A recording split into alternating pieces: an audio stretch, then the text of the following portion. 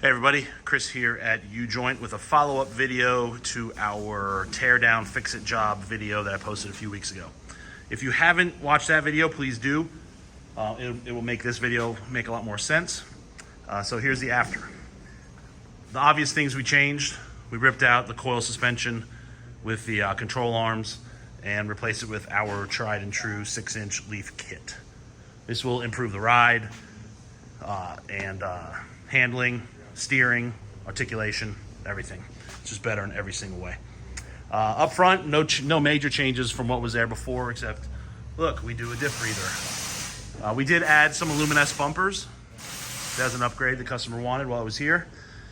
This is our stage 3 front axle. So it's 456 gear, Detroit True Track, serviceable wheel bearings, 14.5-inch diameter rotors, all the normal stuff you see in our videos. These U-bolts will get trimmed once it's on the ground and we torque the U-bolts finally. Differential vent I spoke about. We also had a transfer case vent that it did not have before. We redid the exhaust system, so no more patched together booger welds, just a nice clean exhaust. Other changes in this area: the fuel tank. If you watch the other video, you'll see that they bashed the front of the fuel tank in to make clearance for the T-case. We removed that fuel tank and replaced it with a new steel tank.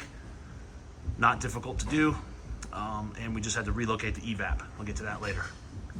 Over here, if you watch the first video, you'll see there was an auxiliary battery mounted that was rubbing into the rear heat and AC lines. We eliminated that battery, moved it to the rear skid, and that also enabled us to get the e-brake hooked up.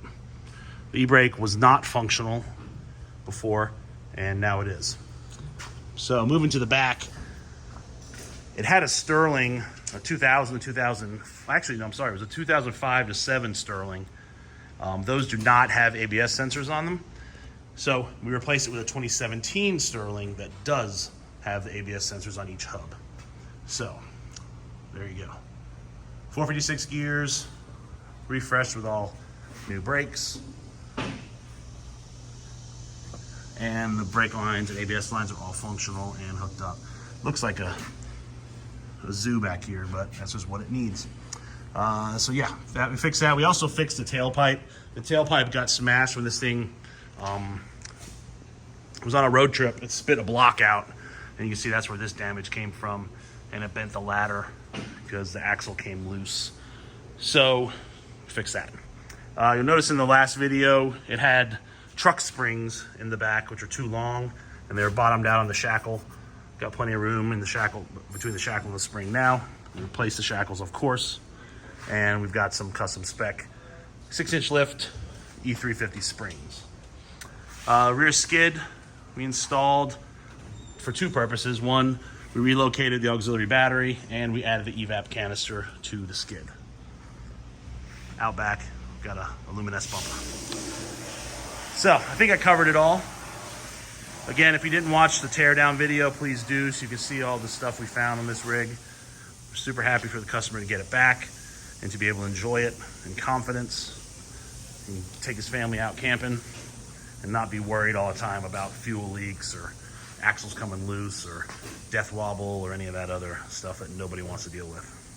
So if you have any questions, leave them in the comments or shoot me an email, chris@ujointoffroad.com. And if I think of anything that I missed, I'll add it in the comments later. Oh, one thing I did miss, the only thing we found after that video, the first video, was the ABS module. They had unplugged it.